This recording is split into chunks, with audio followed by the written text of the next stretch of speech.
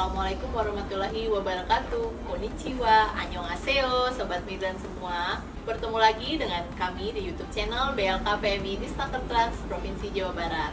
Sobat migran semua, jangan lupa untuk klik tombol subscribe. Karena apa? Karena setiap hari Jumat kita akan upload video-video baru yang berisi informasi-informasi yang menarik dan bermanfaat bagi sobat migran semua.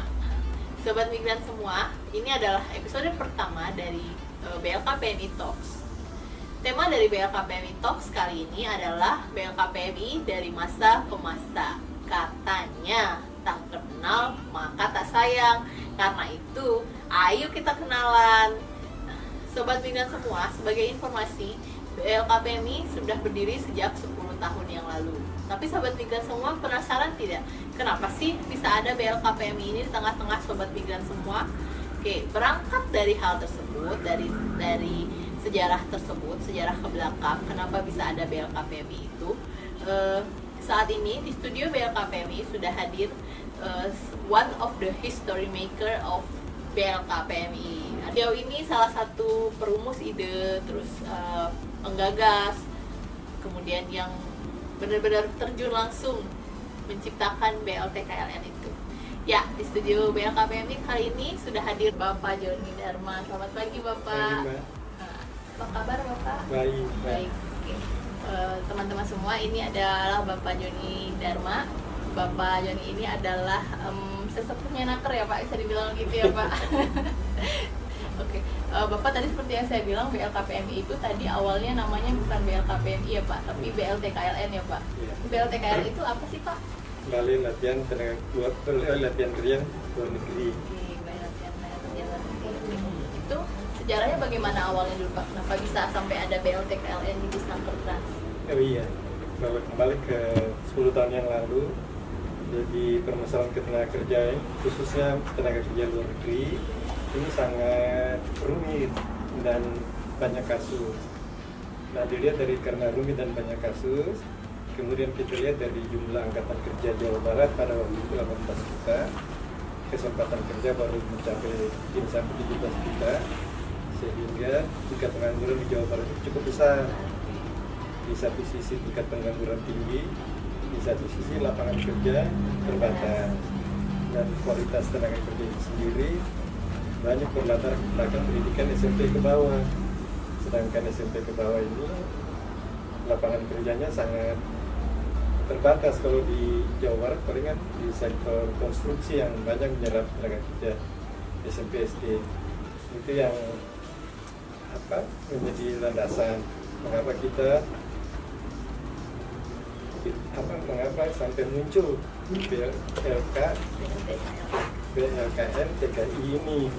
Itu dasarnya. Kemudian kita lihat dari keinginan masyarakat Jawa Barat ini untuk bekerja di luar negeri, baik formal, semi formal maupun non formal, itu sangat tinggi. Untuk formal tidak terlalu masalah buat pemerintah Jawa Barat karena mereka memang berpendidikan dari STM ke atas. Tapi yang semi dan non formal ini yang sangat berat. Karena mengapa dikatakan berat? Karena mereka rata-rata tidak punya keterampilan. Dengan keterampilan yang tidak dimiliki inilah mereka ingin bekerja di luar negeri dan inginnya cepat.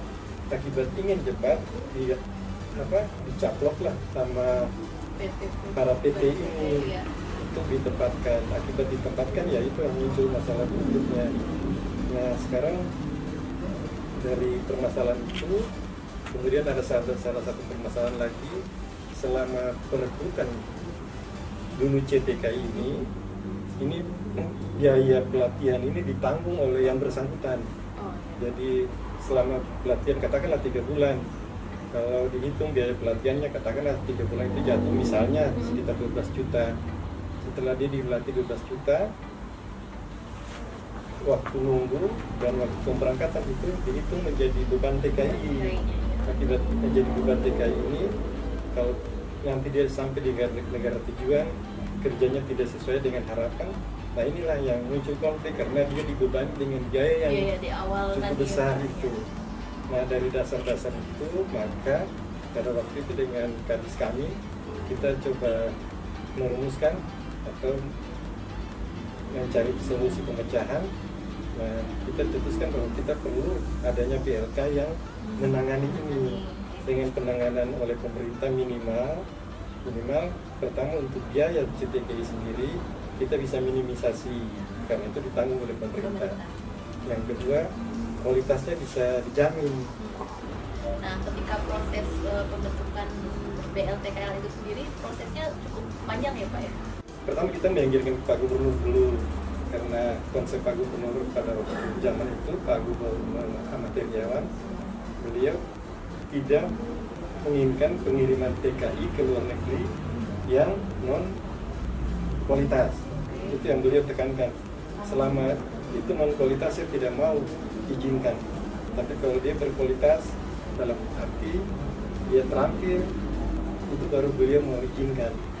Terus setelah udah dapat izin dari Pak Gubernur dan akhirnya ke biro organisasi, kemudian sudah ACC full, baru akhirnya BLKPMI bisa BLTKLN dulu bisa berdiri gitu ya. Ya, jadi BLKPMI ini berdiri untuk tingkat nasional dia yang pertama. Yang pertama di tingkat nasional adanya BLK. Kemudian ditiru oleh Surabaya, Jawa Timur yang timur. Itulah mulai bisa terarah kualitas tenaga kerja kita. Jadi Sobat Migran, BLTKLN itu adalah BLK milik pemerintah pertama yang menangani tentang CPMI.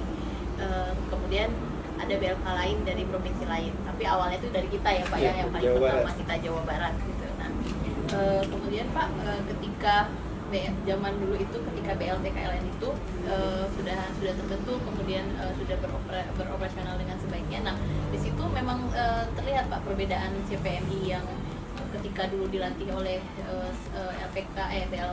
BLKLN swasta dengan kemudian dilatih dengan BLTKN, terlihat perbedaannya Pak, atau yang maksudnya target yang memang diharapkan itu tercapai gitu Pak? Ya, terlihat itu dari sisi kita menggunakan modul-modul yang diterbitkan oleh Direktorat Jenderal Atas. Di sana ada SNI yang dikeluarkan stimulus untuk standar SNI-nya ada, sehingga itu yang kita pakai sebagai pilot project untuk melatih mereka. Dan setelah pelatihan ini berjalan, kita undang juga dari BLK luar negerinya PT-PT untuk bisa melihat pola yang dikembangkan oleh kita. Nah, di situ kita menjadi primadona bahwa pelatihan TKI kita dia mulai dari budaya, dia dilatih bahasa, baru keterampilan. Kalau di BLK dulu BLK swasta dulu hanya keterampilan saja, budaya dan bahasa bahasa juga dia latih, tapi budaya ini tidak terlalu. Dan yang terakhir itu perlindungan untuk TKI. Jadi perlindungan dalam arti perlindungan dia diberikan latihan keterampilan bela diri untuk mencegah kalau terjadi hal-hal yang berkaitan dengan pribadinya yang bersangkutan.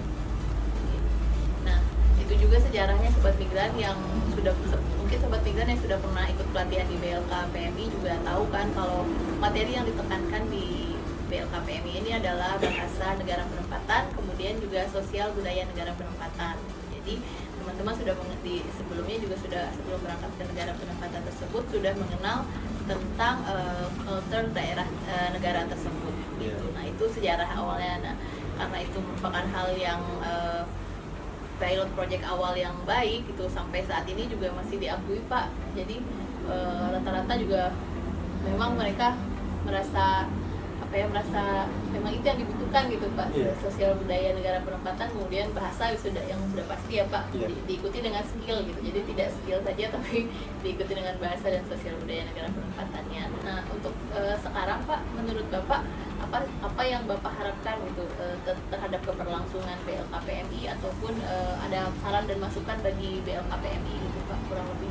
Ya, dulu kita harus memilih apakah itu kita bangun BLK atau kita bangun krisis center. Karena pada waktu pertimbangannya krisis center ini sudah ada di B2TKI, jadi kita tidak perlu dulu membangun krisis center. Yang kita bangun ini BLK-nya dulu. Nah, memang pada waktu sebelum ini anggaran BLK sudah disediakan untuk membangun fisiknya. Sambil nanti setelah bangun fisik untuk BLK-nya sendiri sudah selesai, baru kita bangun krisis centernya. Nanti kita belajar dari BNP 2 TKI punya pola krisis center, karena kalau Undang-Undang 39 untuk penanganan krisis center, kewenangan itu tidak terlalu banyak diserahkan ke pemerintah daerah. Tapi di Undang-Undang 18 ini sudah mulai banyak kewenangan diserahkan ke pemerintah daerah. Contohnya penjemputan TKI atau PMI ke bandara, kalau dulu 39 itu tidak boleh. Iya. Nah sekarang di 18 ini sudah boleh. Nah penjemputan ini kan bisa saja penjemputan meliputi TKI normal, Iya. atau TKI yang tidak sehat, atau yang TKI yang berkasus. Nah inilah perlu krisis center untuk penanganan ini. Berarti setelah ada BLK kemudian perlu adanya krisis center Krisis juga center, untuk iya. saat ini berarti ya Pak. Nah begitu sobat migran yang saat ini juga mungkin jadi masukan buat kita di BLK PMI gitu. Ada progres selanjutnya selain pelatihan berarti ya Pak ya. Baik, terakhir Pak, mungkin ada pesan dan yang ingin disampaikan kepada sobat migran semua Pak? Ya buat teman-teman sobat migran, artinya pemerintah itu tidak lepas tangan dalam menjaga teman-teman di luar. Di sana memang kita ada balai, kita ada kedutaan kita, tapi kita juga tidak lepas kerjasama dengan lembaga non-profit ini, LSM yang menangani penanganan perlindungan TKI di luar negeri. Contohnya kayak di Hong Kong, kayak di Taiwan, itu kita kerjasama juga dengan lembaga-lembaga non-profit untuk kepanjangan tangan pemerintah di sana. Ya, itu Mbak. Baik, sobat migran, itu tadi ngobrol kita bersama Pak Joni. Semoga bisa mencerahkan bagi kita semua. Terus kita juga jadi paham gitu, ternyata begitu sejarah BLK PMI yang kita kenal saat ini. Ada banyak proses panjang yang dilalui di belakang sehingga BLK PMI bisa hadir di tengah-tengah teman-teman sobat migran semua gitu, memberikan pelayanan sebaik-baiknya dan semaksimal mungkin kepada sobat migran semua. Sekian, terima kasih.